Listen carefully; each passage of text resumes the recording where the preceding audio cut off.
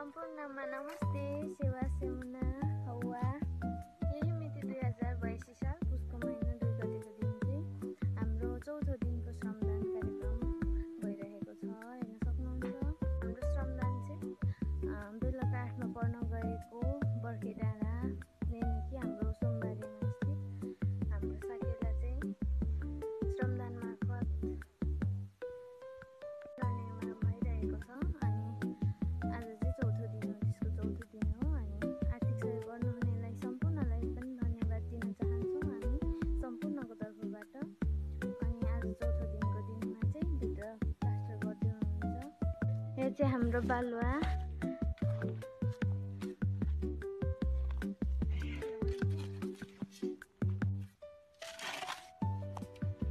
हाम्रो अध्यक्षज्यू अम्बहादुर राई हुनुहुन्छ।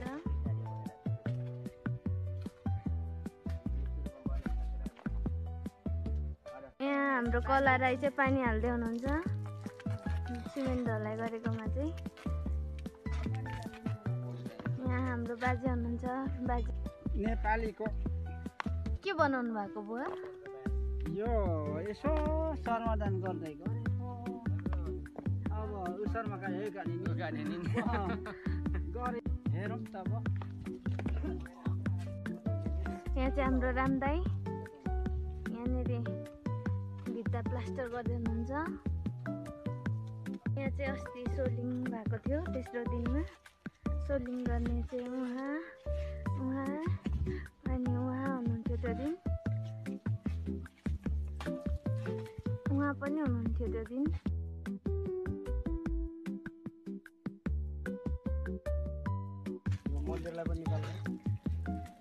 हाम्रो साकेला पुनर्निर्माण भइरहेको छ तीव्र गतिमा। आर्थिक सहयोगबाट पनि यति भइरहेछ। अनि हाम्रो दिनखेर पनि अरू महानुभावले पनि अरूले पनि सहयोग गर्नु होला। नमस्ते, हाम्रो परमबहादुर राई मेरो नाम हो। अब यो साकेलामा चाहिँ यसरी हामीले श्रम गर्दैछौँ कि यो जाली सालीको घेराबार पनि बाँकी छ, त्यसमा हामीलाई आर्थिक सहयोग गर्नु होला भन्ने मेरो आशा छ। चाहिँ पुनर्निर्माण यसरी भइरहेको छ। यो चाहिँ पहिले एकदम विकराल अवस्थामा थियो। यहाँनिर चाहिँ पुरै ढुङ्गा थियो अनि पुरै ढुङ्गा छापेर यहाँ चाहिँ यसरी प्लास्टर गर्नुभएको छ। उहाँहरूले चाहिँ यहाँभित्र पनि गर्दै हुनुहुन्छ। बाहिर नि अहिले चाहिँ अलि बालुवा गिटीको अभावले गर्दाखेरि आर्थिक अवस्था अलिक कमजोर भएको कारणले गर्दाखेरि चाहिँ अलिक यहाँनिर निर्माण कार्य सुस्त भइरहेको छ। त्यही पनि जति सक्दो चाँडो गरिरहनु भएको छ। यहाँनिर चाहिँ वाल भत्किनु लागेको हुनाले चाहिँ उहाँहरू दुईजना मर्मत कार्य गरिरहनु भएछ। साथीहरू म चाहिँ यहाँ वाल लाउँदैछु बाजेसँग।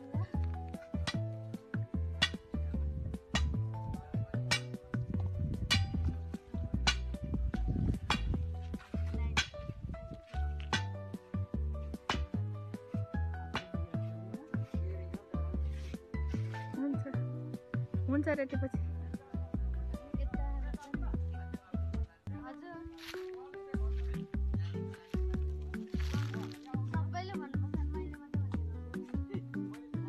हाम्रो यो साकेलाको जग्गादाता चाहिँ गङ्गा प्रसाद राई हुनुहुन्छ। उहाँले जग्गा मात्रै नभएर उहाँले चाहिँ श्रमदान पनि गर्दै हुनुहुन्छ।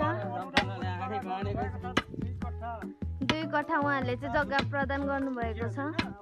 अहिलेको यो जग्गाको महँगीमा उहाँहरूले यत्तिकै साकेलाको लागि चाहिँ आफ्नो ठाउँको लागि राम्रो होस् भनेर चाहिँ सम्पूर्णलाई मध्यनजर गर्दै उहाँले चाहिँ आफ्नो जग्गा प्रदान गर्नुभएको छ।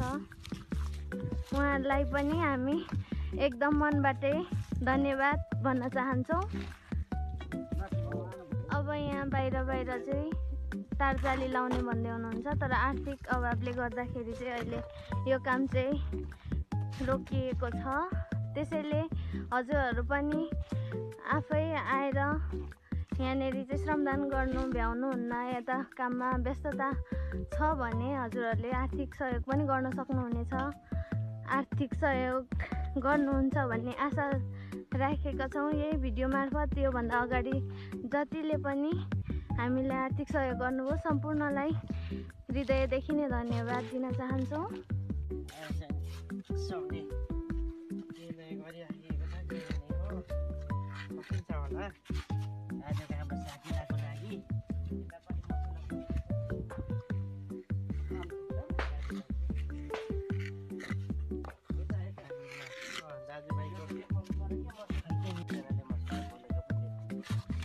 मसला घोल्ने चाहिँ 2 जना हुनुहुन्छ।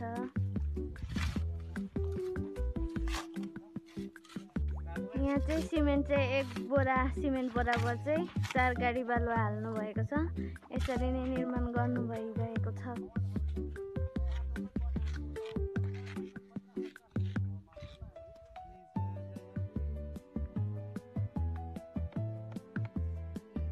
उहाँहरू चाहिँ हाम्रो साकेलाको श्रमदाता हुनुहुन्छ।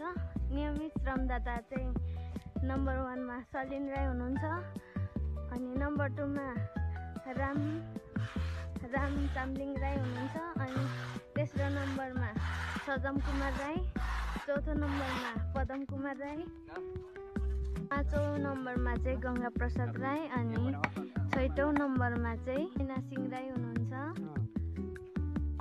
अनि अन्तिममा हुनुहुन्छ हाम्रो मुक्ति राई, यानि कि बिर्जु राई हुनुहुन्छ। उहाँ चाहिँ श्रमदान गरेको देख्नु भएर चाहिँ आउनु भएको आजदेखि।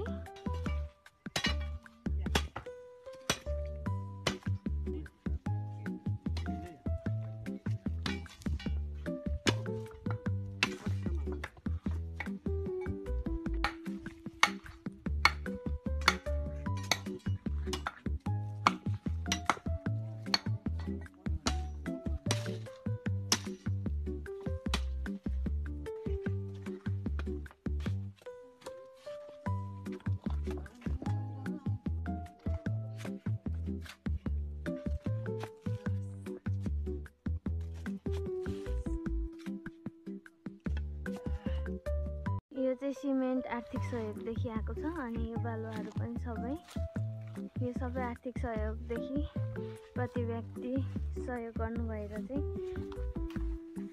आज यहाँनिर निर्माण गरिरहेको छ। यहाँ चाहिँ 2 जना बालुवा घोल्दै हुनुहुन्छ।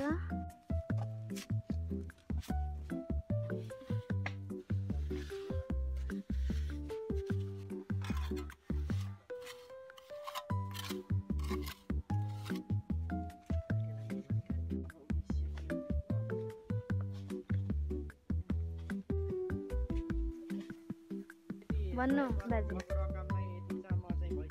यति तपाईँहरूको रकमले भइरहेको छ होइन, सहयोग आर्थिक हुनाले तपाईँहरूले सब आर्थिक सहयोग गरेको हुनाको पैसाले यति इस्टिमेट लिएको छ। यति चाहिँ हामी बालुवा चाहिँ हामी झारेका छौँ। यो तरिकाले चाहिँ हामीले यो हाम्रो साकेला खानको चाहिँ निर्माण हुँदैछन्।